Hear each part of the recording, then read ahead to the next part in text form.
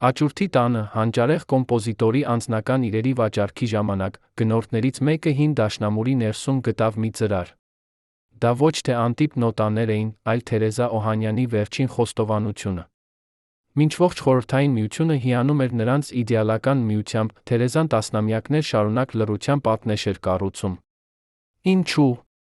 Էր նվիրյալ կինը պատրաստ փախչել 70 ականների վերջին, ինչպես էր պատահում, որ ազգային սիրո արժանացած մեղեդիների հեղինակը գիշերները վատնում էր ընտանիքի վերջին լուման խաղատներում 1953 թվականին, երբ Առնո Բաբաջանյանը Թերեզա Օհանյանը ամուսնացան, Երանի ողջ մտավորականությունը խոսում էր այս միությունից։ Նա, 26 տարեկան, արդեն ճանաչված կոմպոզիտոր, ումը հերոսական բալադը հնչեցրել էին Մոսկվայի կոնսերվատորիայի դահլիճում։ Նա, 19 տարեկան, Երանի պետական կոնսերվատորիայի ուսանողուհի, ով երգում էր այնպես, որ դահլիճներում լռություն էր տիրում։ Նրանց հարսանիքին ներկա էին Արամ Խաչատրյանը, Դմիտրի Շոստակովիչը, Խորհրդային Միության մշակութային էլիտայի ներկայացուցիչները։ Թերեզան հագել էր սպիտակ մետաքսե զգեստ, որը կարել էր Մոսկվայի լավագույն դերձակը, իսկ Առնոն ամբողջ երեկո նստել էր դաշնամուրի առջ նվագել իր սիրելիի համար։ Բոլորը տեսան սերը, փայլը, երջանկությունը։ Բայց ոչ ոք չնկատեց, թե ինչպես էր Առնոն ամեն 20 րոպեն մեկ դուրս գալիս ծխելու պատրվակով, վերադառնում կարմրած աչքերով ու դողացող ձեռքերով։ Ոչ ոք չլսեց, երբ հարսանիքից 3 օր անց Թերեզան առաջին անգամ լաց եղավ իրենց նոր բնակարանում, հասկանալով, որ նրա ամուսինը ունի մեկ այլ սեր, որը ավելի ուժեղ է, քան ցանկացած կին։ Այդ սերը կոչվում էր խաղատուն։ Առաջին տարիները Թերեզան փորձեց պահպանել երեսպատկերը։ Նա ժպտում էր պաշտոնական ընդունելություններում, երբ Առնոն ստանում էր հերթական պարքը։ Նա կանգնած էր նրա կողքին, երբ Կրեմլյան դահլիճում նրան շնորհեցին Լենինյան մրցանակ 1962 թվականին։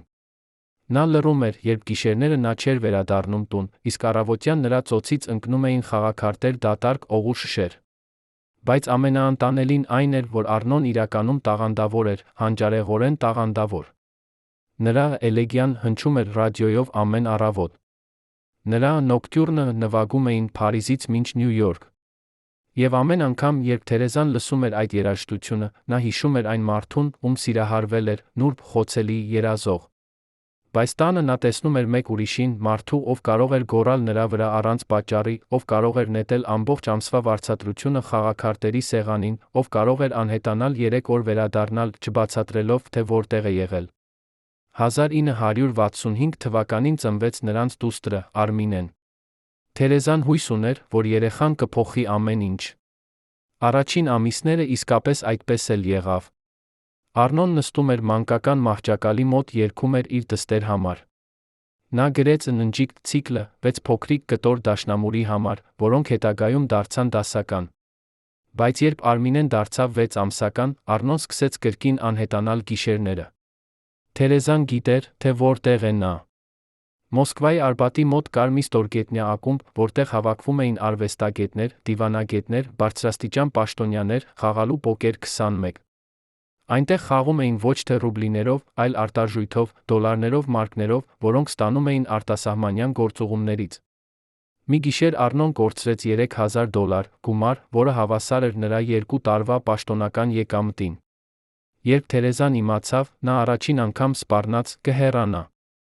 Առնոն ծնկի եկավ, լաց եղավ, երդվեց, որ այլս երբեք չի խաղա։ Նա պահպանեց իր խոստումը ճիշտ 14 օր։ Բայց ամենավտանգավորը խաղատունը չէր։ Ամենավտանգավորը նախանձն էր։ Առնո Բաբաջանյանը չէր կարող տանել, երբ ուրիշ տղամարդիկ նայում էին իր կնոջը։ Թերեզան գեղեցիկ էր, այն տեսակի գեղեցկությամբ, որը անհնար է չնկատել։ Երբ նրանք երթում էին համերգների, Առնոն պահանջում էր, որ նա հագնի ավելի փակ զգեստներ։ Երբ նրանք հյուրընկալվում էին ընկերների մոտ, նա հետում էր Թերեզայի ամեն նայվածքին, ամեն ժպիտին։ 1967 թվականին կոմպոզիտորների միության մի ընդունելության ժամանակ հայտնի դերասան Արմեն Ջիգարխանյանը կատակով ասաց Թերեզային, որ նա կարող էր դառնալ հիանալի դերասանուհի։ Առնոն լսեց այդ խոսքերը գիշերը տանը սարսափելի տեսարան ստեղծեց։ Նա գոռաց, նետեց ափսեներ, մեղադրեց Թերեզային, որ նա փորձում է գայթակղեցնել ուրիշ տղամարդկանց։ Հարանները լսեցին աղմուկը, բայց ոչ ոք չմիջամտեց։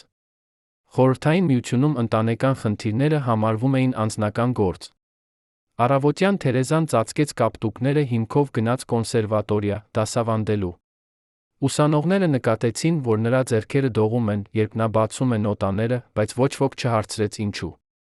Եվ այդ ամենի մեջ կար մեկը, ով տեսնում էր ամեն ինչ։ Նրա անունը Վահագն Դավթյան էր, ջութակահար, Առնոյի ամենամոտ ընկերը դեռս կոնսերվատորիայի տարիներից։ Վահագնը հաճախ գալիս էր Բաբաջանյանների տուն, փորձելու Առնոյի նոր կոմպոզիցիաները։ Նա տեսնում էր, թե ինչպես է Թերեզան լռում անարդարության դեմ, ինչպես է նա ժպտում, երբ սիրտը կոտրված է, ինչպես է նա պահպանում ընտանիքը, զոհաբերելով իր երջանկությունը։ Եվ Վահագնը սիրահարվեց։ Նա երբեք չասաց դա բարձրաձայն։ Նա երբեք չփորձեց մոտենալ Թերեզային։ Բայց նրա աչքերը խոսում էին այն լեզվով, որը Թերեզան սկսեց հասկանալ 1970-րդ թվականների սկզբին։ Ո՞վ էր իրականում այս մարդը։ Ինչպես էր նա դարձել այն միակ մարդը, ում մոտ Թերեզան զգում էր անվտանգություն։ Եվ ամենակարևորը, ինչ տեղի ունեցավ այն գիշերը, երբ Առնոն բռնեց նրանց միասին իր տան դռան առջ։ 1969 թվականը Առնո Բաբաջանյանի համար եղավ հաղթանակների տարի։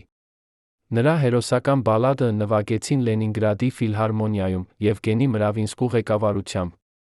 Նրան հրավիրեցին Մոսկվա, գրելու երաժշտություն նոր ֆիլմի համար։ Նրա անունը հնչում էր բոլոր մշակութային շրջանակներում։ Բայց տանը, Երանի Աբովյան փողոցի երկհարկանի տանը, որտեղ նրանք ապրում էին, տիրում էր այլ մթնոլորտ։ Թերեզան արթնանում էր ժամը 6-ին առավոտյան, պատրաստում էր նախաճաշ Արմինեի համար, տանում էր նրան մանկապարտեզ, ապա գնում էր կոնսերվատորիա, դասավանդելու։ Կեսօրին նա վերադառնում էր տուն, պատրաստում ճաշ, լվանում, մաքրում, իսկ երեկոյան, երբ Արմինեն քնում էր, նա նստում էր դաշնամուրի մոտ, փորձում էր երգել։ Բայց ձայնը այլևս չէր հնչում այնպես, ինչպես առաջ։ Ինչ-որ բան կոտրվել էր նրա ներսում, ինչ-որ բան, որը չէր կարելի վերականգնել։ Առնոն այդ ժամանակ հազվադեպ էր տանը։ Նա մեկնում էր Մոսկվա շաբաթներով, երբեմն ամիսներով։ Նա գրում էր նամակներ, որտեղ խոստանում էր, որ շուտով ամեն ինչ կփոխվի, որ նա կվերադառնա, նրանք կսկսեն նոր կյանք։ Բայց երբ նա վերադառնում էր, ամեն ինչ կրկնվում էր նորից։ Խաղատունը, օղին, վիճաբանությունները, նախանձը։ 1970 թվականի մարտին Առնոն վերադարձավ Մոսկվայից բերեց նվեր, ոսկե ապարանջան, որը գնել էր Բերյոզկա խանութից։ Թերեզան ընդունեց նվերը լռությամբ։ Նա այլևս չէր ուրախանում նվերներից։ Նա գիտեր, որ դրանք էին մեղքի գինը, որ Առնոն փորձում էր գնել իր հանգստությունը։ Բայց այդ գիշեր տեղի ունեցավ ինչ-որ բան, որը փոխեց ամեն ինչ։ Առնոն խմած էր, բայց ոչ այնքան, որ չհասկանար, թե ինչ է ասում։ Նա նստեց Թերեզայի դիմաց առաջին անգամ խոստովանեց ճշմարտությունը։ Ես վախենում եմ, ասաց նա։ Ես վախենում եմ մահից։ Ամեն գիշեր, երբ փակում եմ աչքերս, ես տեսնում եմ մութը։ Եվ ես գիտեմ, որ մի օր այդ մութը կլափի ինձ։ Ես խաղում եմ, որովհետև խաղի ժամանակ ես չեմ մտածում մահվան մասին։ Ես խմում եմ, որովհետև օղին սպանում է վախը։ Բայց ամենից շատ ես վախենում եմ, որ դու կթողնես ինձ։ Որովհետև եթե դու գնաս, ես կմնամ միայն այդ մթության հետ։ Թերեզան նայեց իր ամուսնուն առաջին անգամ 17 տարում զգաց ոչ թե զայրույթ կամ ցավ, այլ ինչ-որ այլ բան։ Գուցե կարեկցանք։ Գուցե հոգնածություն։ Նա չպատասխանեց։ Նա պարզապես ելավ սենյակից գնաց քնելու։ Բայց այդ գիշեր նա չքնեց։ Նա պառկած էր մութ սենյակում, մտածում էր, քանի ժամանակ կարող է մարդը ապրել ուրիշի վախերի ստվերում։ Հաջորդ օրը Թերեզան գնաց կոնսերվատորիա, հանդիպեց Վահագնին։ Նրանք պետք է փորձեին Առնոյի նոր ջութակային կոնցերտոն, բայց Առնոն չեկավ։ Նա կրկին անհետացել էր։ Վահագնը Թերեզան նստեցին դատարկ դահլիճում, առաջին անգամ նրանք խոսեցին ոչ թե երաժշտության, այլ կյանքի մասին։ Վահագնը պատմեց, թե ինչպես է նա կորցրել իր ընտանիքը, իր արվեստին նվիրվելու պատճառով։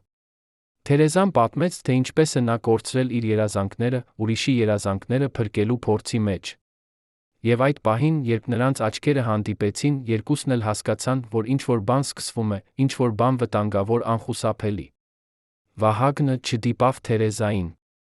Նա պարզապես ասաց. Եթե երբե ունենաս անհրաժեշտություն խոսելու, ես կլինեմ այստեղ։ Եվ Թերեզան գիտեր, որ դա ավելին էր, քան պարզ բարեկամություն։ Դա էր փրկության ճանապարհ, որը բացվում էր նրա առջ։ Բայց փրկությունը միշտ ունի գին։ 1970 թվականի մայիսին Երևանում տեղի ունեցավ համամիութենական կոմպոզիտորների համագումար։ Եկան Մոսկվայից, Լենինգրադից, Կիևից, Թբիլիսիից։ Առնո Բաբաջանյանը պետք է ներկայացներ իր նոր սիմֆոնիան։ Համագումարի ընթացքում կազմակերպվեցին ընդունելություններ, համերգներ, հանդիպումներ։ Թերեզան ներկա էր բոլոր միջոցառումներին, որպես Առնոյի կին։ Եվ Վահագնը նույնպես այնտեղ էր, որպես նրա ընկեր համագործակից։ Մարդիկ սկսեցին նկատել, թե ինչպես են Վահագնը Թերեզան նայում միմյանց։ Սկսեցին շշուկներ։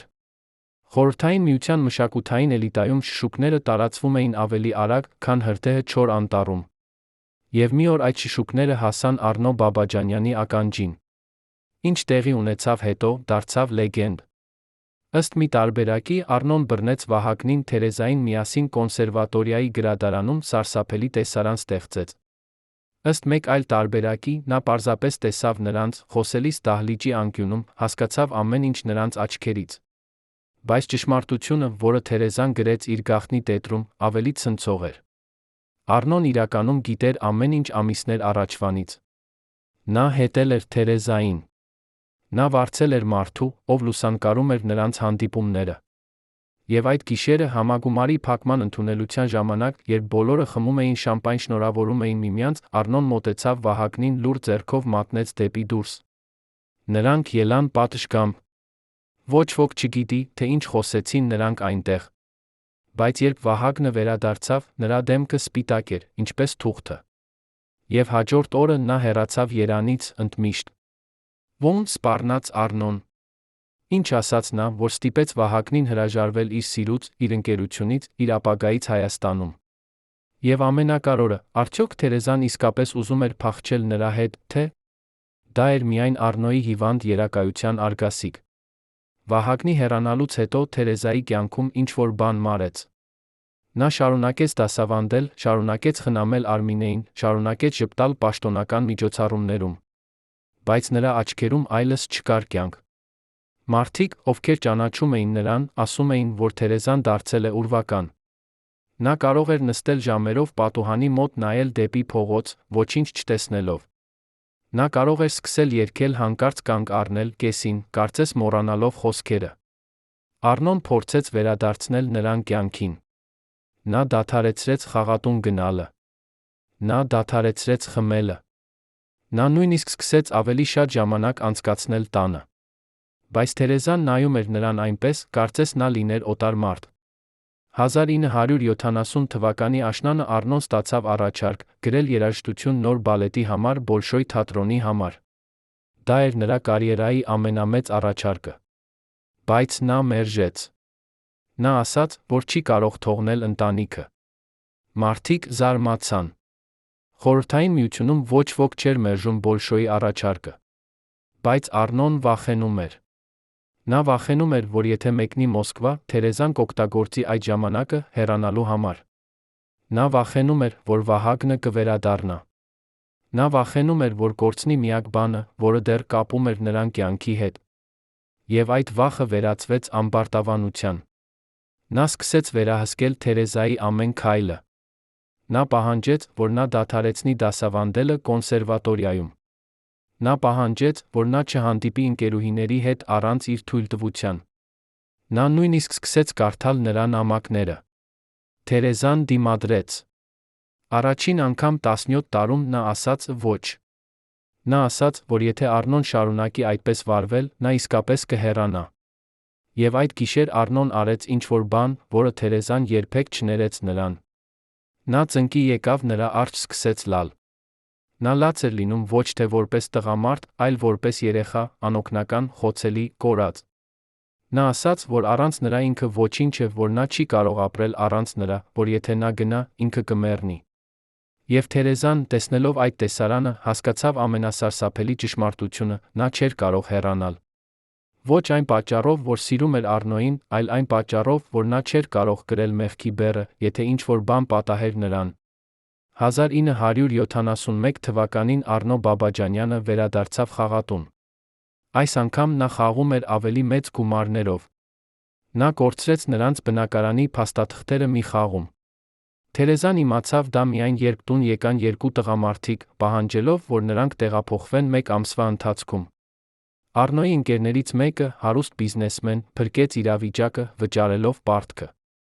Բայց դրա գինը եղավ նոր պարտքը, ավելի մեծ, ավելի վտանգավոր։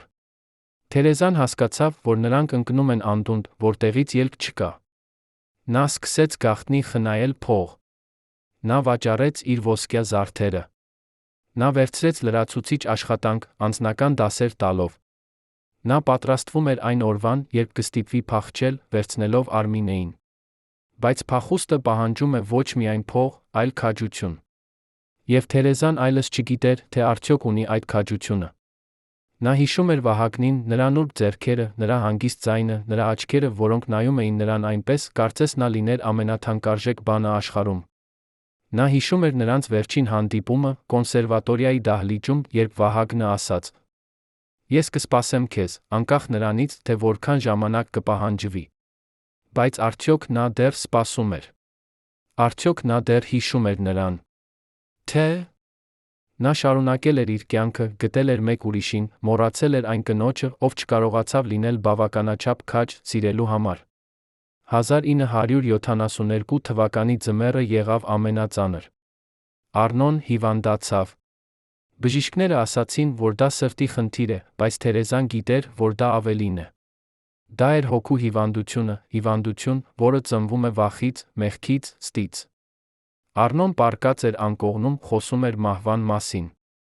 Նա ասում էր, որ տեսնում է մութ ստվերներ իր սենյակում, որ լսում է ձայներ, որոնք կանչում են նրան։ Թերեզան նստում էր նրա կողքին, բռնում էր նրա ձեռքը։ Նա չէր սիրում նրան այնպես, ինչպես առաջ, բայց նա չէր կարող թողնել նրան միայն այդ մթության հետ։ Եվ այդ ձմեռը, երբ ձյունը ծածկեց Երանը, քաղաքը դարձավ լուռ ու սպիտակ, Թերեզան կայացրեց վերջնական որոշումը։ Նա չէր փախչելու։ Նա չէր փնտրելու Վահագնին։ Նա կմնար այստեղ, այս տանը, այս ամուսնության մեջ, այս դժոխքում, որը դարձել էր նրա ճակատագիրը։ Բայց նա կպահեր մի գաղտնիք, մի փոքրիկ, կարմիր տետր, որտեղ կգրեր ճշմարտությունը։ Եվ մի օր, երբ նա այլս չլիներ, մարդիկ կկարդային այդ տետրը, կիմանային, թե ինչ գին ունի իդեալական ամուսնությունը։ Բայց ո՞վ էր իրականում Վահագն Դավթյանը։ Ո՞ր գնաց նա այդ գիշերից հետո։ Արդյոք նա իսկապես սիրում էր Թերեզային, թե նա պարզապես ուզում էր փրկել ընկերոջ կնոջը։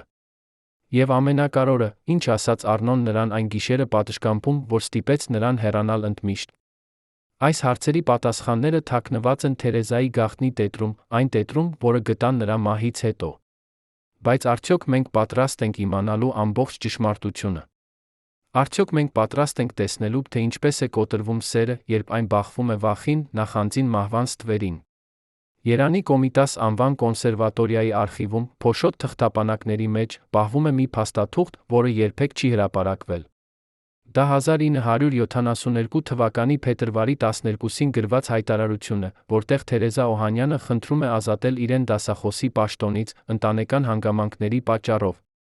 Հայտարարության ներքում տնօրենի ստորագրության կողքին մատիտով գրված է մեկ նախադասություն, որը ջնջել են, բայց դեռ կարելի է կարդալ։ Նա եկավ կապտուկներով, ասաց, ընկել է աստիճաններից։ Ով գիտեր այդ ճշմարտությունը։ Ով տեսավ, թե ինչ տեղի ունեցավ այն գիշերը, երբ Առնո Բաբաջանյանը վերադարձավ տուն, գտավ Թերեզային, փաթեթավորելիս իրենց հին լուսանկարները։ Նա մտածում էր, նա պատրաստվում է հեռանալ։ Նա մտածում էր, նա հավաքում է իր անցյալը, որպեսզի տանի ուրիշ տուն, ուրիշ կյանք։ Եվ այդ պահին ինչ-որ բան պայթեց նրա ներսում, ինչ-որ բան, որը կուտակվել էր տարիներ շարունակ։ Նա չհարվածեց նրան։ Նա պարզապես բռնեց նրա ուսերից, սկսեց թափահարել, գոռալով. «Դու ուզում ես ինձ թողնել։ Դու ուզում ես գնալ նրա մոտ։ Բայց ես չեմ թողնի։ Ես նախընտրում եմ մեռնել, քան կորցնել քեզ»։ Թերեզան փորձեց ազատվել, սայթաքեց, ընկավ աստիճաններից։ Երբ նա արթնացավ, Առնոն նստած էր նրա կողքին, լաց էր լինում։ Նա երդվում էր, որ այլս երբեք չի դիպչի նրան։ Բայց Թերեզան գիտեր, որ երդումները կոտրվում են այնքան հեշտ, որքան ապակին։ Արդյոք դա էր այն պահը, երբ նա վերջնականապես հասկացավ, որ փախուստ չկա։ Թե Դա էր պահը, երբ նա սկսեց պլանավորել ինչ-որ այլ բան, ինչ-որ բան ավելի վտանգավոր, քան պարզ հեռանալը։ 1972 թվականի գարնանը Մոսկվայից եկավ հեռագիր։ Վահագն Դավթյանը նշանակվել էր Կիի ֆիլհարմոնիայի գլխավոր դիրիժորի օգնական։ Նա ամուսնացել էր ուկրաինացի դերասանուհու հետ։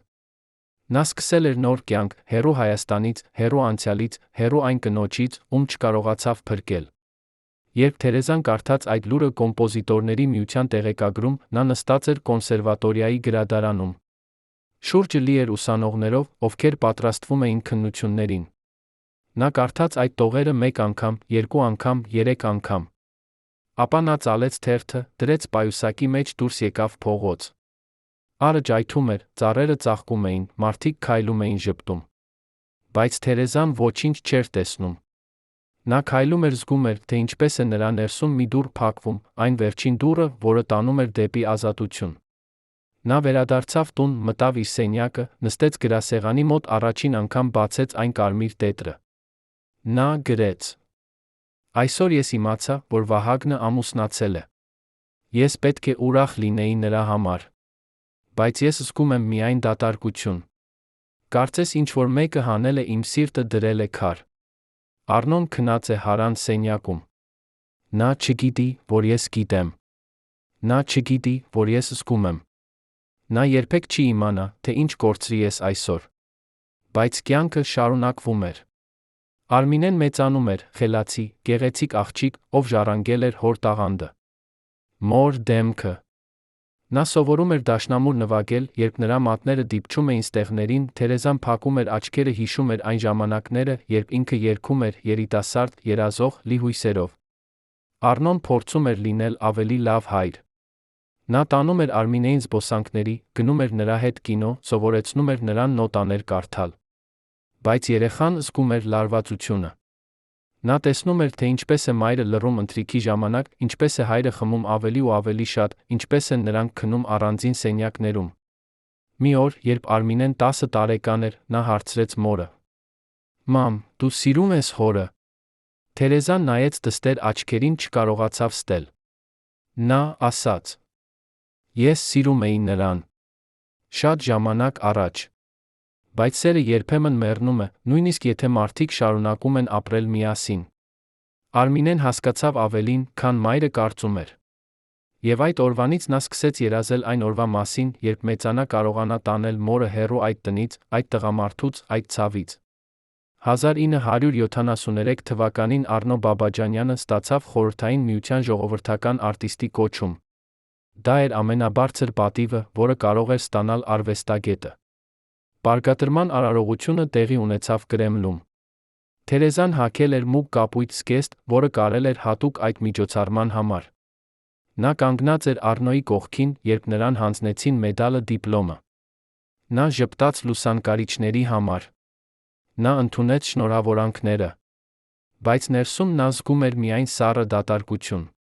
Այդ երեկո, հյուրանոցային համարում, Առնոն բացեց շամպայնի շիշ, ասաց. «Մենք հասանք գագաթին։ Այժմ ամեն ինչ կլինի այլ կերպ»։ Թերեզան նայեց նրան, մտածեց, ինչպիսի՞ գագաթ, երբ նրանք արդեն տարիներ շարունակ ընկած են անդունդում։ Բայց նա ոչինչ չասաց։ Նա պարզապես խմեց շամպայնը, գնաց քնելու։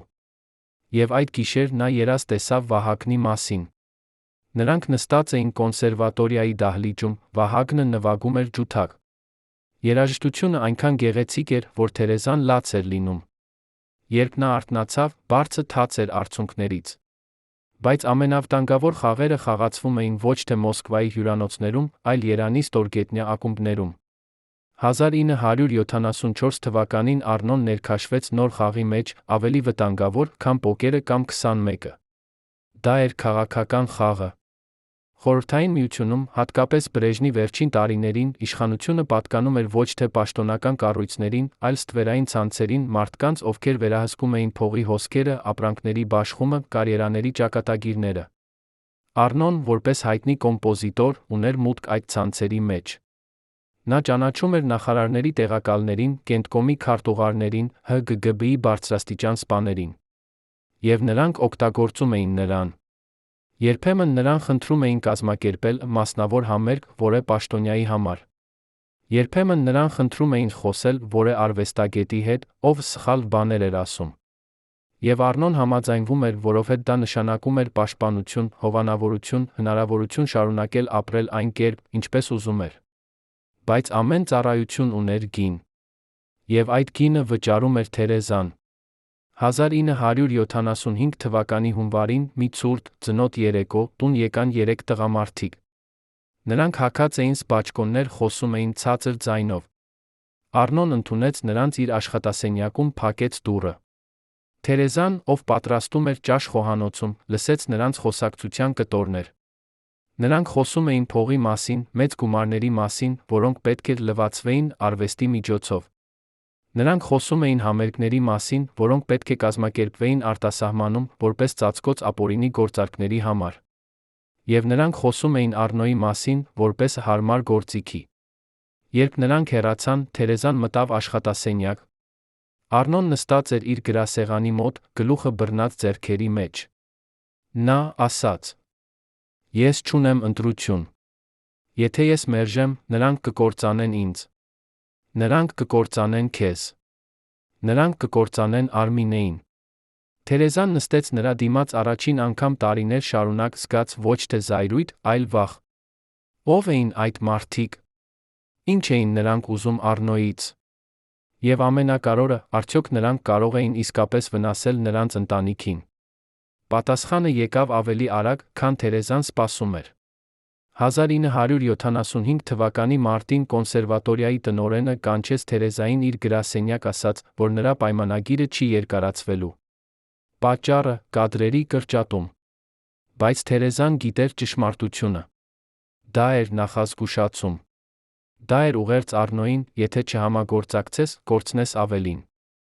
Նա վերադարձավ տուն, գտավ Առնոյին խմած, նստած մութ սենյակում։ Նա ասաց. «Ես արեցի այն, ինչ նրանք ուզում էին։ Ես ստորագրեցի փաստաթղթերը։ Այժմ ես եմ նրանց մարդը»։ Թերեզան նայեց նրան, հասկացավ, որ այն մարդը, ում սիրահարվել էր 25 տարի առաջ, այլս գոյություն չունի։ Նրա տեղը մնացել է միայն ստվեր, որը վախենում է, ստում է, վաճառում է իր հոգին փոքր-ինչ անվտանգության համար։ Արդյոք դա էր այն պահը, երբ Թերեզան սկսեց պլանավորել ոչ թե փախուստ, այլ վրեժ։ Թե դա էր պահը, երբ նա հասկացավ, որ միակ ելքը մահն է, կամ նրա, կամ Առնոյի։ Կարմիր տետրի 26-րդ էջում գրված դողացող ձեռագրով կա մի նախադասություն, որը սառեցնում է արյունը։ Ես մտածեցի սպանել նրան։ Ես իսկապես մտածեցի։ Ես նույնիսկ գիտեի, թե ինչպես։ Բայց ես չկարողացա։ Ոչ այն պատճառով, որ սիրում էի նրան, այլ այն պատճառով, որ վախենում էի, որ Արմինեն կիմանա ճշմարտությունը։ Այդ տողերը գրվել են 1976 թվականի ամռանը, այն ամառանը, երբ Առնո Բաբաջանյանը գրեց իր ամենահայտնի երգը «Վաղարշապատի պարը»։ Երաժշտությունը լի էր կյանքով, ուրախությամբ, լույսով։ Բայց տանը, այն տանը, որտեղ ծնվեց այդ երաժշտությունը, տիրում էր մութ։ Առնոն աշխատում էր գիշերները, խմում էր առավոտները, քնում էր ցերեկները։ Թերեզան խնամում էր նրան, կերակրում, լվանում նրա հագուստները, բայց նրանք այլս չէին խոսում։ Նրանք դարձել էին օտարներ, ովքեր ապրում էին նույն տանիքի տակ, բայց տարբեր աշխարհներում։ Արմինեն այդ ամառանը 11 տարեկան էր։ Նա սովորում էր երաժշտական դպրոցում, ցուցաբերում էր անսովոր տաղանդ։ Նրա ուսուցիչները ասում էին, որ նա կարող է դառնալ մեծ դաշնամուրահար։ Բայց Թերեզան վախենում էր այդ ապագայից։ Նա չէր ուզում, որ դուստրը մտնի այն աշխարհ, որտեղ տաղանդը վաճառվում է, արվեստը դառնում է ապրանք, իսկ մարդիկ՝ գործիքներ ուրիշների ձեռքերում։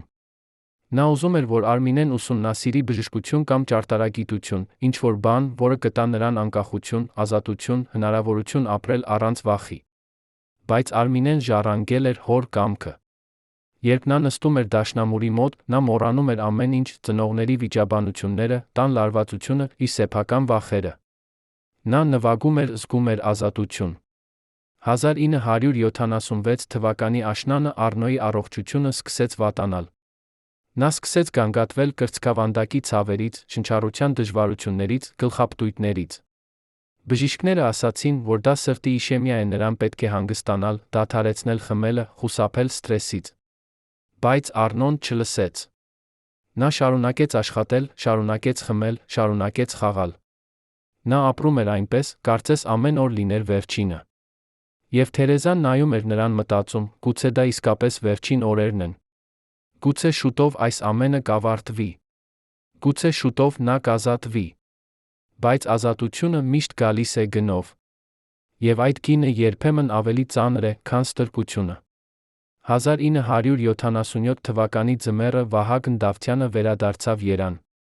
Նա եկավ ոչ թե Առնոյի հրավերով, այլ կոմպոզիտորների միության պաշտոնական հանձնարարությամբ ղեկավարելու նոր սիմֆոնիկ նախագիծը։ Երբ Թերեզան լսեց այդ լուրը, նա զգաց, թե ինչպես է սիրտը դադարում։ 5 տարի։ 5 տարի նրանք չէին տեսել միմյանց։ 5 տարի նա փորձել էր մոռանալ նրան։ Եվ այժմ նա վերադառնում էր։ Նրանց առաջին հանդիպումը տեղի ունեցավ կոնսերվատորիայի միջանցքում։ Թերեզան գնում էր դեպի դուրս, երբ տեսավ նրան կանգնած պատուհանի մոտ, նայելով դեպի բակ։ Նա ավելի ծեր էր, նրա մազերը սկսել էին ճերմակել, բայց աչքերը նույնն էին, նուրբ, խոցելի, լի չասված խոսքերով։ Նրանք նայեցին միմյանց մի երկար պահ։ Ապա Վահագնը ասաց. «Ողջույն, Թերեզա»։ Եվ նա պատասխանեց. «Ողջույն, Վահագն»։ Ոչինչ ավելին։ Բայց այդ երկու բառերի մեջ կար ամբողջ աշխարհ, աշխարհ, որը կորել էր, աշխարհ, որը երբեք չէր եղել, աշխարհ, որը կարող էր լինել, եթե նրանք ունենային քաջություն։ Հաջորդ շաբաթները Վահագնը Թերեզան հանդիպում էին կոնսերվատորիայում, պրոֆեսիոնալ հարցերի շուրջ։ Նրանք խոսում էին երաժշտության մասին, ուսանողների մասին, նոր նախագծերի մասին։ Բայց երբեք անցյալի մասին։ Երբեք այն գիշերվա մասին, երբ Առնոն ստիպեց նրան հեռանալ։ Երբեք այն զգացմունքների մասին, որոնք դեռ ապրում էին նրանց սրտերում։ Մի օր, փետրվարի վերջին, երբ նրանք մնացել էին միայն դահլիճում, Վահագնը հանկարծ հարցրեց. «Արդյոք դու երջանիկ ես»։ Թերեզան նայեց նրան, ուզեց ասել ճշմարտությունը։ Նա ուզեց ասել, որ ամեն օր է մեռնում փոքր ինչ, որ ապրում է դժոխքում, որ երազում է փախուստի մասին, բայց չունի ուժ։ Բայց փոխարենը նա ասաց. «Ես ունեմ դուստր։ Ես ունեմ աշխատանք։ Ես ունեմ տուն։ Ինչ ավելին կարող է ուզել կինը»։ Վահագնը հասկացավ, որ դա ստ է։ Բայց նա չշարունակեց հարցնել։ Նա պարզապես ասաց. «Եթե երբե ունենաս անհրաժեշտություն, ես կլինեմ այստեղ»։ Եվ Թերեզան գիտեր, որ դա ճշմարտություն է։ Բայց նա գիտեր, որ երբեք չի օգտագործի այդ առաջարկը։ Որովհետև եթե նա դա անի, Առնոն կկործանի Վահագնին։ Եվ նա չէր կարող թույլ տալ, որ մեկ մարդ տուժի իր պատճառով։ Բայց ճակատագիրը ունի իր սեփական պլանները։ 1977 թվականի ապրիլին Առնո Բաբաջանյանը ստացավ առաջին սրտի կաթված։ Դա տեղի ունեցավ գիշերը, երբ նա վերադառնում էր խաղատունից։ Նա ընկավ փողոցում, եթե ոչ անցորդները, նա կմեռներ այնտեղ, ձյան մեջ։ Նրան տարան հիվանդանոց, բժիշկները ասացին Թերեզային, որ նա ապրելու է, բայց պետք է ամբողջովին փոխի կյանքի ձը։ Երբ Առնոն վերադարձավ տուն, նա էր այլ մարդ։ Նա վախենում էր մութից, վախենում էր միայնությունից, վախենում էր քնելուց։ Նա պահանջում էր, որ Թերեզան միշտ լինի նրա կողքին։ Եվ Թերեզան մնում էր։ Նա նստում էր նրա անկողնու մոտ գիշերները, լսում էր նրա շնչառությունը։ Նա հետում էր, որ նա ժամանակին ընդունի դեղերը։ Նա պատրաստում էր հատուկ սնունդ։ Նա դարձել էր բուժքույր, ոչ թե կին։ Եվ ամեն գիշեր, երբ Առնոն քնում էր, նա բացում էր կարմիր տետրը գրում. «Ես չգիտեմ, թե քանի ժամանակ կարող եմ դա շարունակել։ Ես չգիտեմ, թե ինչու եմ դա անում։ Գուցե որովհետև վախենում եմ մեղքից։ Գուցե որովհետև դեռ հույս ունեմ, որ մի օր նա կփոխվի։ Կամ գուցե պարզապես որովհետև չգիտեմ, թե ինչպես ապրել այլ կերպ»։ Արդյոք Վահագնը գիտեր, թե ինչ էր տեղի ունենում Բաբաջանյանների տանը։ Արդյոք նա տեսավ, թե ինչպես էր Թերեզան նիհարում, ծերանում, մարում։ Եվ եթե տեսավ, ինչու չարեց ոչինչ։ Թե նա փորձեց, բայց Թերեզան մերժեց նրա օգնությունը։ Այս հարցերի պատասխանները թաքնված են այն նամակներում, որոնք Վահագնը գրեց Թերեզային, բայց երբեք չուղարկեց։ Այն նամակները, որոնք գտան նրա մահից հետո, 50 տարի անց։ Բայց դա արդեն մեկ այլ պատմություն է։ Պատմություն, որը սկսվում է այնտեղ, որտեղ մեր պատմությունը դեռ շարունակվում է։ Երանի կենտրոնական պետական արխիվի 86-րդ ֆոնդում, որը նվիրված է կոմպոզիտորների միության գործունեությանը, պահվում է մի փաստաթուղթ, որը երբեք չի ներառվել պաշտոնական տեղեկագրերում։ Դա 1978 թվականի հունիսի 22-ին կազմված բժշկական եզրակացություն է, որտեղ նյարդաբան Սուրեն Մանուկյանը նկարագրում է Թերեզա Օհանյանի վիճակը՝ խորը դեպրեսիա, անկնություն, պարբերական հիստերիկ նոպաներ։ Եզրակացության ներքում փոքր տառերով բժիշկը ավելացրել է մի նախադասություն, որը հետագայում ջնջվել է կապույտ մատիտով, բայց դեռ կարելի է տարբերել. հիվանդուհին պնդում է, որ ամուսինը պահում է նրան տանը ուժով, սպառնում է դստեր կյանքին, եթե նա փորձի հեռանալ։ Ով տեսավ այդ փաստաթուղթը։ Ով որոշեց, որ այն պետք է թաքցվի 70 տարով։ Եվ ամենակարևորը, ինչու՞։ Թերեզան այդ օրը գնաց բժշկի մոտ, միայնակ, առանց Առնոյի իմանալու, եթե նա իսկապես վախենում էր նրանից։ Արդյոք դա էր վերջին փորձը, փրկվելու, թե՞ դա էր սկիզբը ավելի խորը ծրագրի, որը պետք է ավարտվեր արյունով։ 1978 թվականի ամառանը Երանը տառապում էր անտանելի տապից։ Ջերմաստիճանը բարձրանում էր մինչ 40 աստիճան, քաղաքը դառնում էր անշունչ, ծանր, լի լարվածությամբ։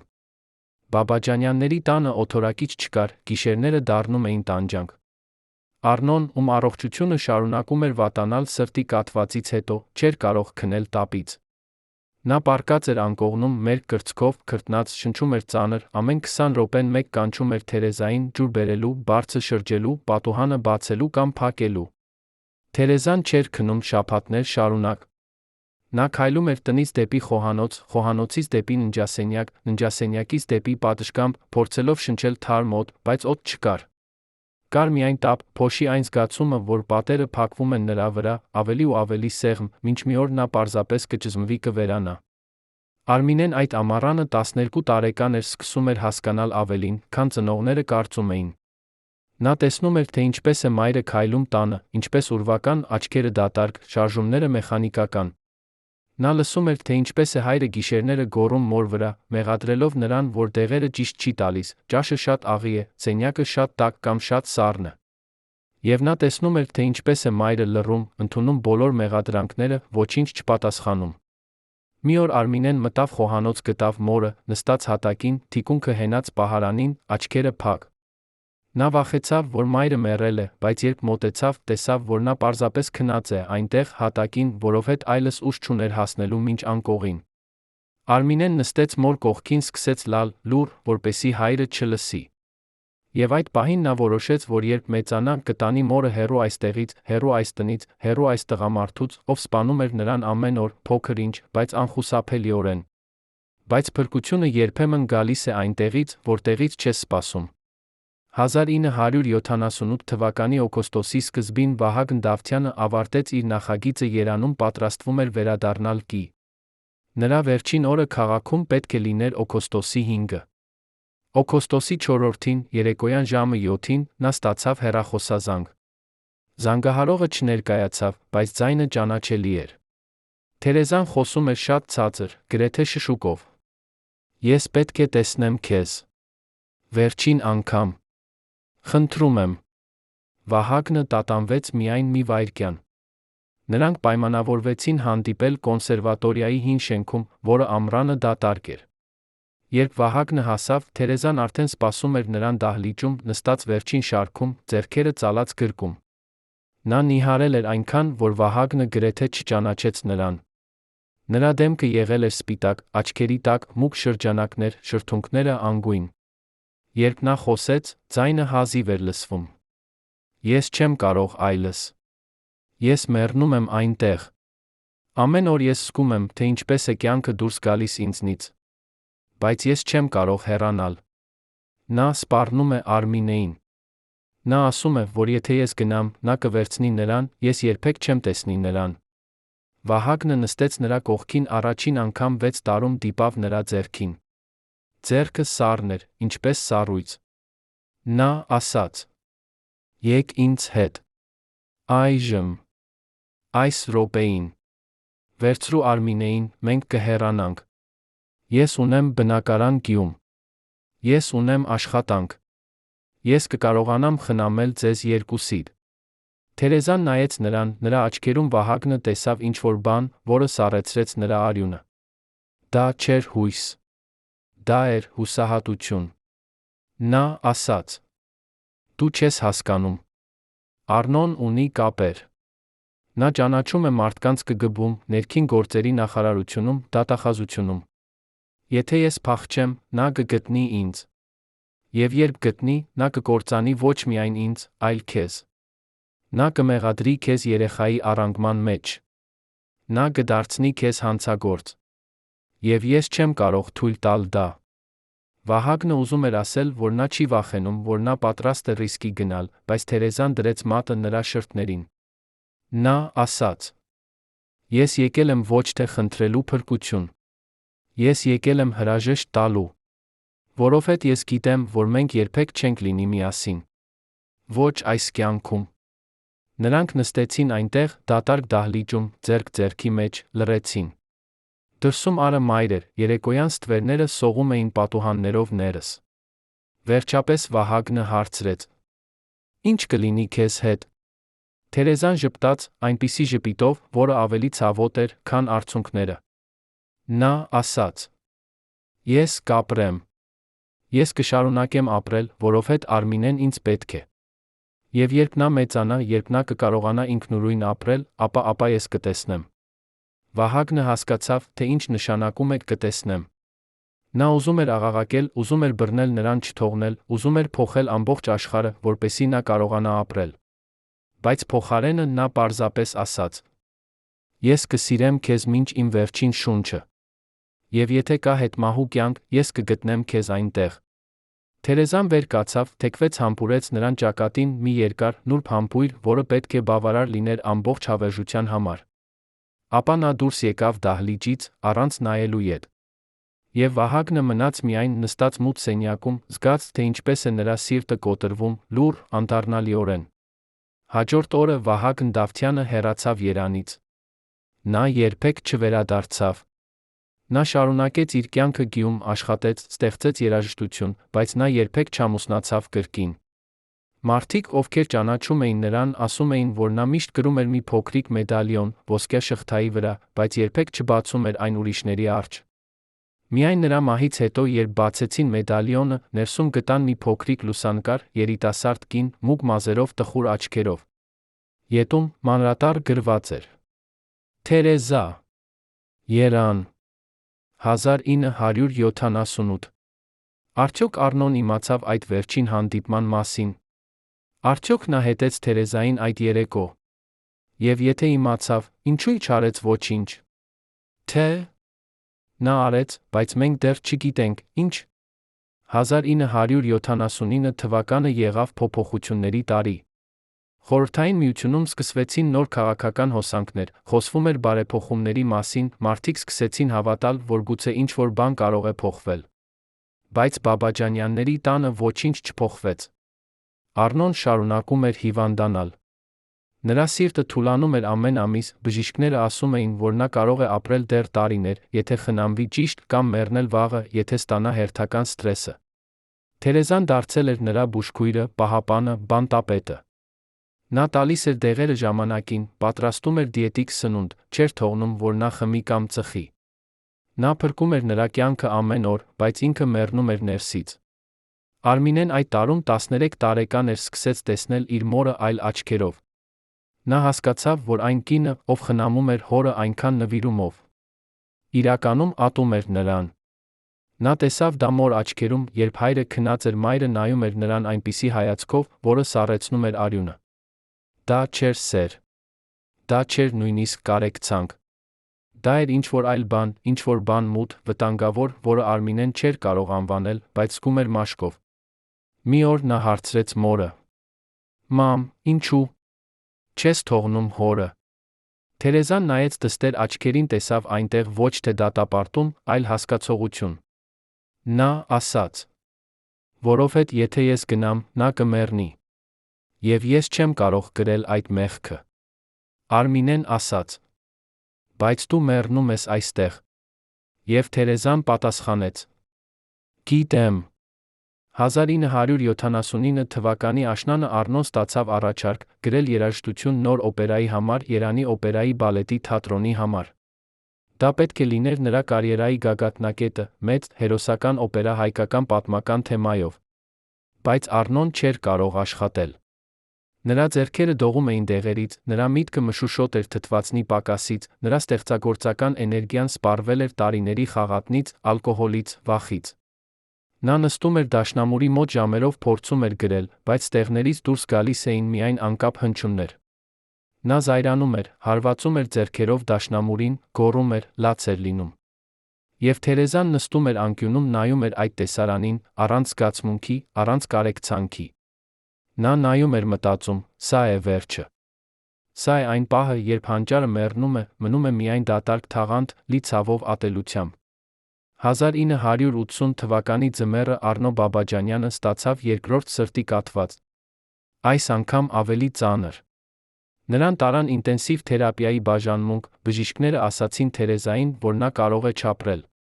Թերեզան նստեց հիվանդանոցի միջանցքում սպասեց։ Նա չէր աղոթում։ Նա չէր լաց լինում։ Նա պարզապես նստում էր սպասում էր, տեսնելու, թե ինչ կորոշի ճակատագիրը։ Եվ այդ ժամերին, երբ նա նստած էր այնտեղ միջանցքում, որտեղ հոտում էր քլորով մահով, նա մտածեց իր կյանքի մասին։ Նա հիշեց այն աղջկան, ով երգում էր կոնսերվատորիայի բեմում, լի երազանքներով հույսերով։ Նա հիշեց այն կնոջը, ով սիրահարվել էր հանճարեղ կոմպոզիտորին հավատացել, որ սերը կարող է փրկել ամեն ինչ։ Եվ նա տեսավ այն, ինչ դարձել էր, ուրվական, հոգնած, կոտրված կին, ով ապրում էր ուրիշի ստվերում, սպասում էր մահվան, որպես ազատագրման։ Արդյոք արժեր դա։ Արդյոք այս 27 տարին արժեր այն ցավը, այն զոհաբերությունները, այն կորցրած երազանքները։ Առնոն վերապրեց։ Նա դուրս եկավ հիվանդանոցից 3 շաբաթ անց, թույլ, նիհարած, բայց կենդանի։ Եվ երբ նա վերադարձավ տուն, նա արեց ինչ-որ բան, որը Թերեզան երբեք չէր սպասում։ Նա ծնկի եկավ նրա առջ խնդրեց ներողություն։ Նա ասաց. Ես գիտեմ, թե ինչ արեցի քեզ հետ։ Ես գիտեմ, որ ես կործանեցի քո կյանքը։ Ես գիտեմ, որ դու ատում ես ինձ։ Բայց ես աղաչում եմ քեզ, մի թող ինձ մեռնել միայն։ Տուր ինձ մի քիչ ժամանակ։ Տուր ինձ հնարավորություն ուղղել իմ սխալները։ Թերեզան նայեց նրան, այդ տղամարդուն, ով երբեմն եղել էր նրա ամեն ինչը, զգաց ոչինչ։ Ոչ ատելություն, ոչ սեր, ոչ կարեկցանք։ Միայն հոգնածություն։ Նա ասաց. Ես չեմ թողնի քեզ։ Ոչ այն պատճառով, որ ներել եմ քեզ, այլ այն պատճառով, որ չունեմ ուժ գնալու համար։ Եվ Առնոն հասկացավ, որ դա ամենավատ պատասխանն էր, որը կարող էր ստանալ։ Որովհետև ներողությունը կարելի է շահել, սերը կարելի է վերադարձնել, բայց հոգնածությունը անդառնալի է։ Արդյոք այդ պահից Առնոն փոխվեց։ Արդյոք նա դադարեցրեց խաղալը, խմելը, նախանձելը։ Թե նա շարունակեց նույն կերպ ապրել, մինչ այն օրը, երբ նրա սիրտը վերջապես հանձնվեց։ Եվ ամենակարևորը, ինչ տեղի ունեցավ Թերեզայի հետ այն տարիներին, որոնք մնացին։ Արդյոք նա գտավ ազատություն, թե մնաց բանտարկված մինչ վերջ։ Այս հարցերի պատասխանները գրված են Կարմիր տետրի վերջին էջերում, այն էջերում, որոնք ամենածանրն են կարդալու։ Որովհետև դրանք պատմում են ոչ թե սիրո կամ ատելության մասին, այլ ավելի սարսափելի բանի մասին, անտարբերության մասին, որը սպանում է ավելի դանդաղ, բայց ավելի անխուսափելի, քան ցանկացած թույն։ Երանի քաղաքային ռեգիստրատուրայի արխիվում, փոշոտ տուփերի մեջ, որոնք պահվում են ստորգետնյա պահեստում, կա մի փաստաթուղթ, որը երբեք չի ներառվել պաշտոնական գործերում։ Դա 1981 թվականի մարտի 19 թվականին լրացված դիմում է ամուսնալուծության համար։ Դիմումը լրացրել է Թերեզա Օհանյանը, իսկ պատճառների բաժնում, որտեղ սովորաբար գրում են անհաշտ տարաձայնություններ կամ բնավորությունների անհամատեղելիություն, նա գրել է ընդամենը 3 բառ. Ես ուզում եմ ապրել։ Փաստաթուղթը երբեք չի ներկայացվել դատարան։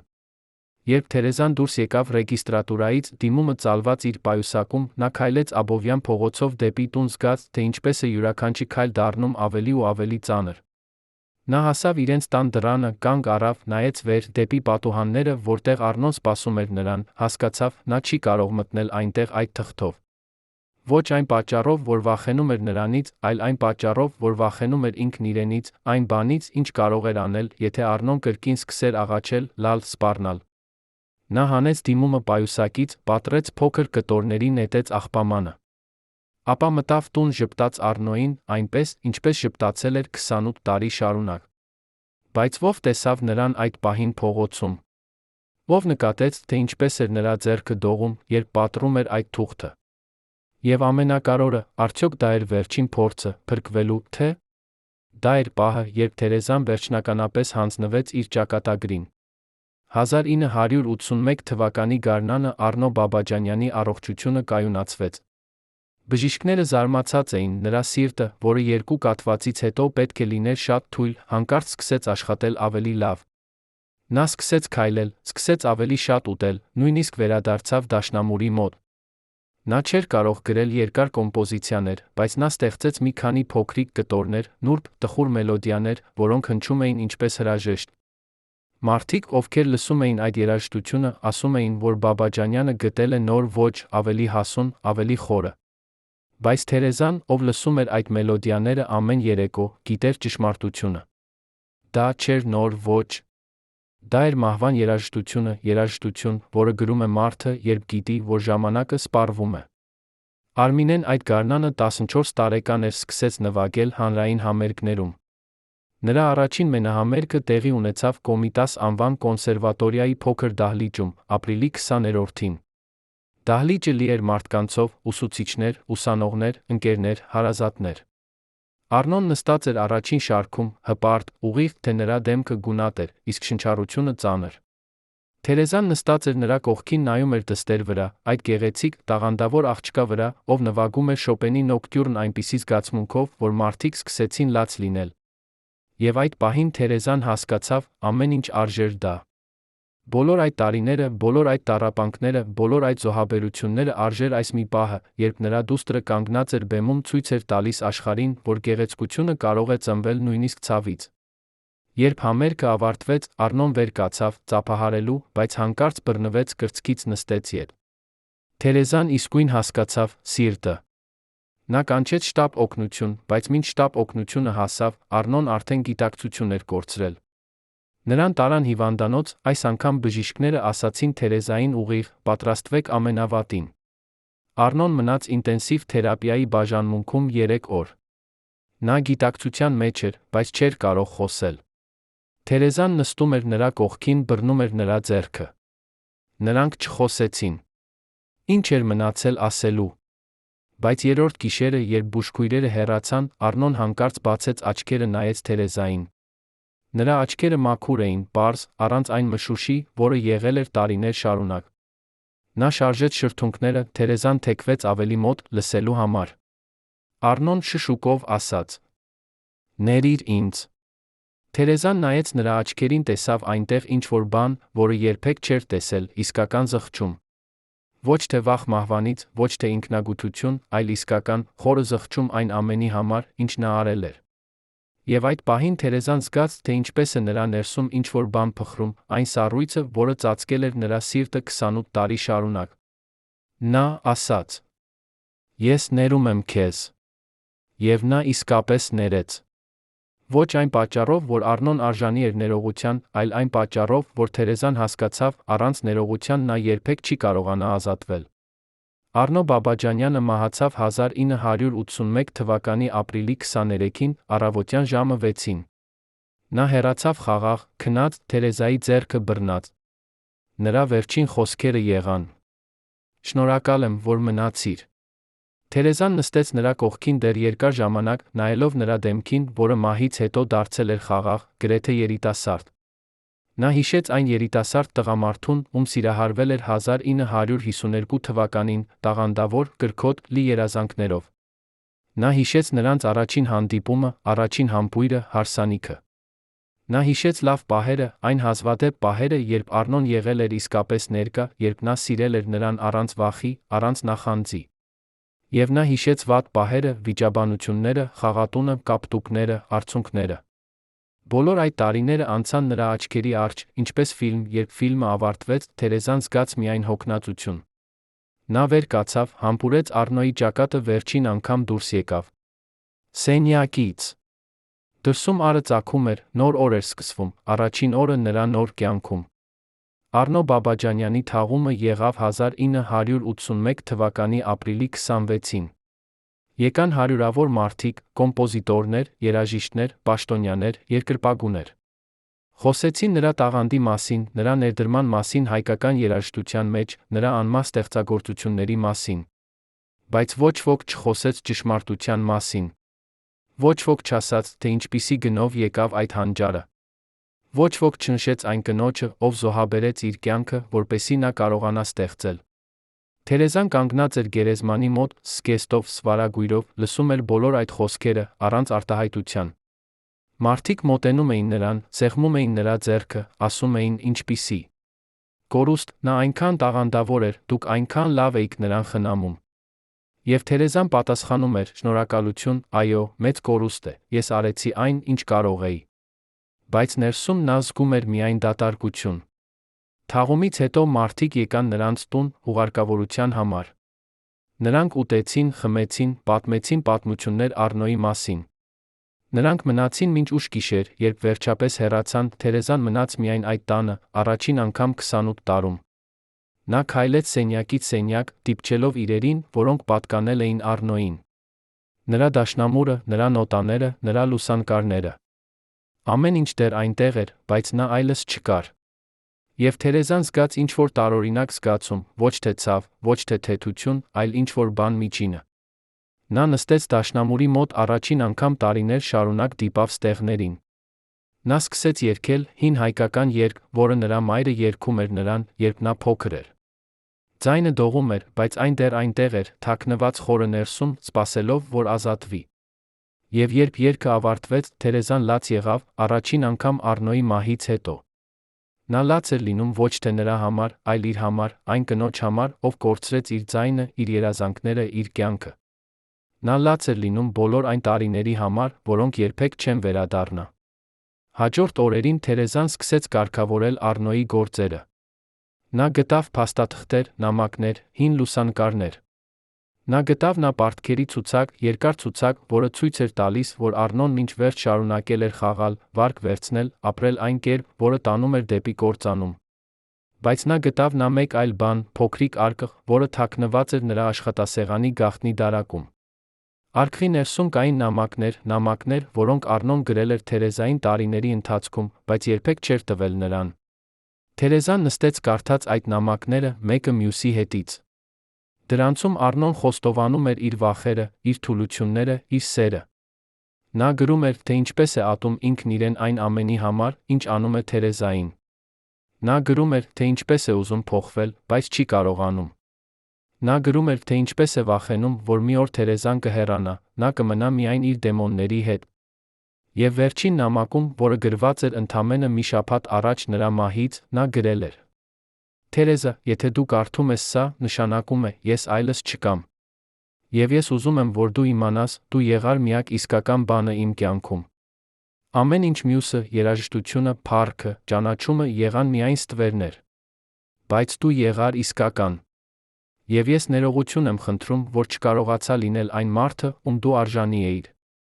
Թերեզան ծալեց նամակները դրեց ետ արկղի մեջ։ Նա չգիտեր, թե ինչ զգալ։ Բարկություն, թե տխրություն։ Ներողություն, թե ցասում։ Վերջապես նա զգաց միայն ազատություն։ Առնոն մեռել էր, նրա հետ մեռել էին բոլոր այն շղթաները, որոնք կապում էին Թերեզային այդ անցյալին։ Այժմ նա կարող էր սկսել նոր կյանք, որը պատկանում էր միայն նրան։ Բայց արդյոք հնարավոր է սկսել նոր կյանք 51 տարեկանում։ Արդյոք հնարավոր է վերագտնել ինքդ քեզ, երբ այնքան տարիներ ապրել ես որպես ուրիշի ստվեր։ Այս հարցերի պատասխանները Թերեզան պետք է գտներ հաջորդ տարիներին, այն տարիներին, որոնք մնացել էին նրան։ 1981 թվականի ամռանը Թերեզա Օհանյանը վերադարձավ կոնսերվատորիա, դասավանդելու։ Տնօրենը, ով հիշում էր, թե ինչպես էր նա ստիպված եղել հեռացնել Թերեզային տարիներ առաջ, այժմ ուրախությամբ ընդունեց նրան ետ։ Թերեզան սկսեց դասավանդել վոկալ երաժշտության պատմություն։ Նրա ուսանողները սիրում էին նրան, նրա համբերատարության, նրա իմաստության, նրա կարողության համար հասկանալ նրանց վախերը երազանքները։ Նա դարձավ ոչ միայն ուսուցիչ, այլ խորհրդատու, մայրական ընկեր, մարդ, ում մոտ կարելի էր գալ ցանկացած խնդրով։ Եվ դանդաղ, շատ դանդաղ, Թերեզան սկսեց վերագտնել ինքն իրեն։ Նա սկսեց կրկին երգել։ Առաջին անգամ նա երգեց կոնսերվատորիայի փակ միջոցառման ժամանակ ուսուցիչների համար։ Երբ նա բարձրացավ բեմ, սկսեց երգել Կոմիտասի Ալագյազ երգը, դահլիճում տիրեց լռություն։ Նրա ձայնը, որը լռել էր 20 տարի, հնչեց այնպես, կարծես երբեք չէր լռել, հզոր, պարզ, լի ցավով գեղեցկությամբ։ Երբ երգը ավարտվեց, մարդիկ վեր կացան, ծափահարեցին, երկար, անկեղծ ծափահարություն, որը ասում էր ավելին, քան խոսքերը։ Եվ այդ պահին Թերեզան զգաց, թե ինչպես է նրա սիրտը լցվում ինչ-որ բանով, որը նա կորցրել էր տարիներ առաջ, ուրախությամբ։ Պարզ, մաքուր ուրախությամբ, լինելու, ստեղծելու, կիսելու իր նվերը աշխարհի հետ։ Արմինեն այդ ամառանը 15 տարեկան էր, շարունակում էր զարգանալ որպես դաշնամուրահար։ Նա տվեց մի քանի համերգներ Երանում, նույնիսկ հրավիրվեց Մոսկվա, մասնակցելու երիտասարդ երաժիշտների մրցույթին։ Թերեզան ուղեկցեց նրան, երբ նրանք նստեցին գնացքում դեպի Մոսկվա, Արմինեն հարցրեց. «Մամ, դու երջանիկ ես այժմ»։ Թերեզան նայեց դստեր աչքերին, տեսավ այնտեղ իսկական հետաքրքրություն, իսկական հոգածություն։ Նա ժպտաց ասաց. «Ես սովորում եմ լինել երջանիկ։ Դա ժամանակ է պահանջում, բայց ես կարծում եմ, ես ճիշտ ուղու վրա եմ»։ Արմինեն գրկեց մորը ասաց. «Ես հպարտ եմ քեզնով»։ Եվ այդ խոսքերը նշանակում էին Թերեզայի համար ավելին, քան ցանկացած ծափահարություն, ցանկացած ճանաչում։ Մոսկվայում, մրցույթի ընթացքում, Թերեզան պատահաբար հանդիպեց Վահագն Դավթյանին։ Նա եկել էր Մոսկվա, աշխատանքային գործով, երբ լսեց, որ Արմինեն մասնակցում է մրցույթին, եկավ դահլիճ, լսելու նրան։ Նրանց հանդիպումը եղավ դահլիճի միջանցքում, մրցույթից հետո։ Նրանք նայեցին միմյանց երկար պահ, առանց խոսելու։ Վահագնը ավելի ծեր էր, նրա մազերը գրեթե ամբողջովին ճերմակել էին, բայց աչքերը նույնն էին, նուրբ, խոցելի։ Վերջապես նա ասաց. «Ես լսեցի Առնոյի մասին։ Ցավակցում եմ»։ Թերեզան գլուխը թեքեց։ Նա ասաց. «Շնորհակալություն»։ Ապա նրանք կանգ առան կրկին, լռելով, այդ լռության մեջ կար ամբողջ աշխարհ, չասված խոսքերի, չապրած կյանքի, կորցրած հնարավորությունների աշխարհ։ Վերջապես Վահագնը հարցրեց. «Արդյոք դու երջանիկ ես այժմ»։ Եվ այս անգամ Թերեզան կարողացավ պատասխանել ճշմարտությամբ։ Նա ասաց. «Ես սովորում եմ լինել երջանիկ։ Առաջին անգամ իմ կյանքում ես ապրում եմ ինձ համար, ոչ թե ուրիշի համար։ Եվ դա զգացում է ազատագրող»։ Վահագնը ժպտաց, տխուր, բայց անկեղծ ժպիտով։ Նա ասաց. «Ես ուրախ եմ քեզ համար»։ Ապա նա հանեց իր պայուսակից մի փոքրիկ տուփ, տվեց Թերեզային։ Նա ասաց. «Սա քեզ համար է։ Ես պահել եմ այն տարիներ շարունակ, սպասելով ճիշտ պահին»։ Թերեզան բացեց տուփը, տեսավ ներսում մի փոքրիկ ոսկյա կախազարդ, երաժշտական բանալի։ Վահագնը ասաց. «Երաժշտությունը փրկեց ինձ, երբ ես կորցրի քեզ։ Հույս ունեմ, այն կփրկի նա քեզ»։ Թերեզան նայեց նրա աչքերին, տեսավ այնտեղ այն սերը, որը երբեք չէր մարել, բայց այժմ դարձել էր ինչ-որ այլ բան, ավելի հանգիստ, ավելի իմաստուն։ Նա ասաց. «Շնորհակալություն։ Ոչ միայն սրա համար, այլ ամեն ինչի համար»։ Վահագնը գլուխը թեքեց, ապա դարձավ, հեռացավ։ Թերեզան նայեց նրա հետից, մինչ նա անհետացավ ամբոխի մեջ, ապա նայեց կախազարդին իր ձեռքում։ Նա հագցրեց այն, զգաց, թե ինչպես է այն դիպչում նրա սրտին, ջերմ, թեթ, լի խոստումով։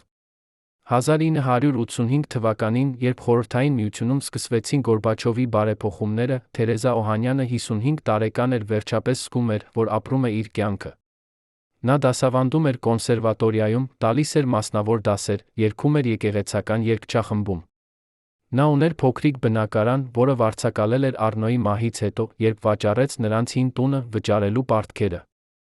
Բնակարանը փոքր էր, բայց լուսավոր, լի ծաղիկներով, գրքերով։ Այնտեղ Թերեզան զգում էր խաղաղություն։ Արմինեն այդ տարին ավարտեց կոնսերվատորիան, ստացավ առաջարկ շարունակել ուսումը Մոսկվայի կոնսերվատորիայում։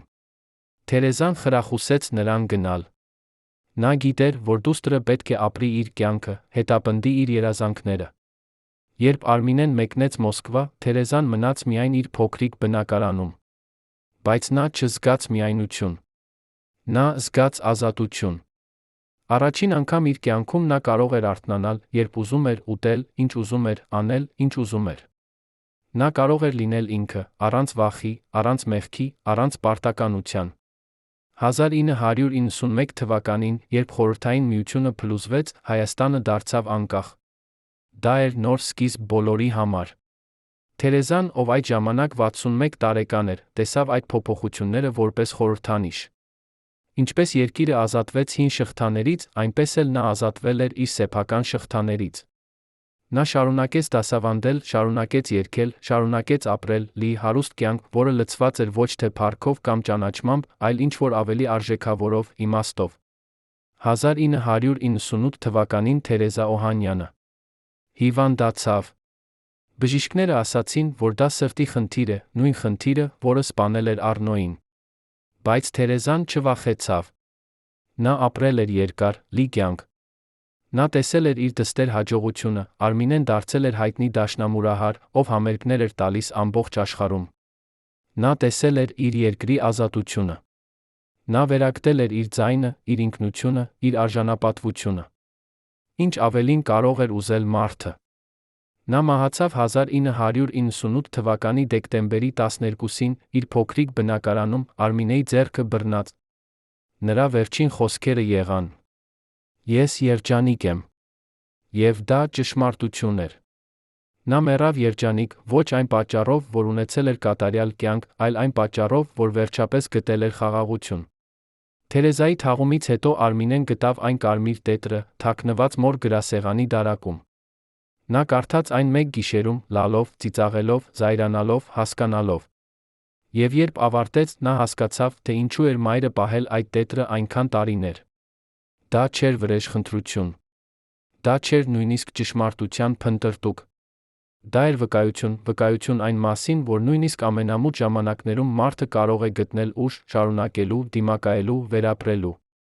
Եվ վերջապես, ապրելու։ Արմինեն որոշեց չհրապարակել տետրը։ Դա էր մոր անձնական պատմությունը, նա ուներ իրավունք պահել այն անձնական։